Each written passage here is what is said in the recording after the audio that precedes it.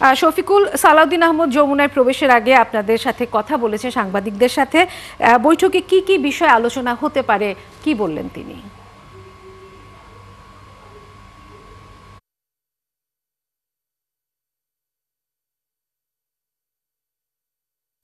এর আগের খবরে আপনি যেমনটি জানাচ্ছিলেন যে আগামী আসন্ন জাতীয় সংসদ নির্বাচন, একই সাথে প্রশাসনের কিছু বিষয় নিয়ে তারা মূলত আজকে প্রধান উপদেষ্টার সাথে আলাপ করবেন, এমনটি এই আজকে যেই সন্ধ্যা 6টায় যে বৈঠকে তারা প্রবেশ করেছেন যমুনায়, সেই প্রবেশ করার আগে সালাউদ্দিন আহমেদ আমাদেরকে এই বিষয়ে জানিয়েছেন। এর বাইরে আসলে বৈঠকের বিষয়বস্তু সম্পর্কে আনুষ্ঠানিকভাবে দলের পক্ষ থেকে আমাদেরকে কিছু জানানো হয়নি, তবে বিভিন্ন মাধ্যমে আমরা যে খবরটি জানতে পেরেছিলাম যে আপনি জানেন যে গত 17ই অক্টোবর যেই জুলাই জাতীয় সনদ স্বাক্ষর হলো, সেই জুলাই জাতীয় সনদ স্বাক্ষরের পর সেই সনদ বাস্তবায়ন কিভাবে হবে বা যেই গণভোটের যে প্রসঙ্গটি যেটি এসেছে, সেই গণভোটের বিষয় নিয়েও আজকে এই প্রধান উপদেষ্টার সাথে যে বৈঠক, সেই বৈঠকে আলোচনা হতে পারে। আপনি জানেন যে 84টি প্রস্তাবনা নিয়ে আসলে জুলাই জাতীয় সনদের যেই স্বাক্ষর হলো, সেখানে বিএনপির কিন্তু 9টি বিষয়ে নোট অফ ডিসেন্ট রয়েছে। একই সাথে অন্যান্য যে রাজনৈতিক দলগুলো রয়েছে, জামাত, এনসিপি সহ অন্যান্য যে রাজনৈতিক দল, তাদেরও বিভিন্ন বিষয়ে আসলে একটু মতানৈক্যের বিষয় রয়েছে, তারাও বিভিন্ন বিষয় নোট অফ ডিসেন্ট দিয়েছে। তো সেই নোট অফ ডিসেন্টের বিষয়টি রেখেই কি গণভোটটি হবে বা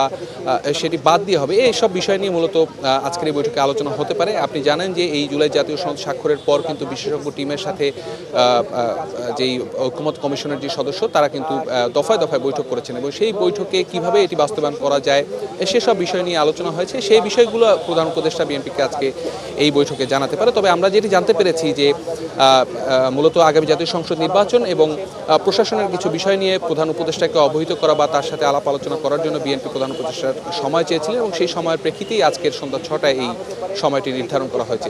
একটি বিষয় বলে রাখি বুঝতে, আপনি জানেন যে দেশের যে চলমান অস্থিরতা এবং গণভোটের যে প্রসঙ্গটি বারবারই উঠে আসছে, যে গণভোট কিছু রাজনৈতিক দল চাচ্ছে যে জাতীয় নির্বাচনের আগে তারা গণভোট চায়, তবে বিএনপি বরাবরই শুরু থেকে বলে আসছে যে জাতীয় নির্বাচনের দিনই সেই গণভোট অনুষ্ঠিত হতে হবে এবং তারা সেই সিদ্ধান্তে অনড় রয়েছে। সেই বিষয়গুলো আসলে স্পষ্টভাবে প্রধান উপদেষ্টাকে তারা আজকে এখানে জানাতে পারেন। তো সবকিছু মিলিয়ে সার্বিক বিষয় নিয়ে এখানে আলোচনা হবে এটি ধরে নেওয়াই যায়। তবে আনুষ্ঠানিকভাবে তারা এখান থেকে হয়তো 1 ঘন্টার বেশি সময় অতিবাহিত হয়ে গিয়েছে, বৈঠকটি চলছে।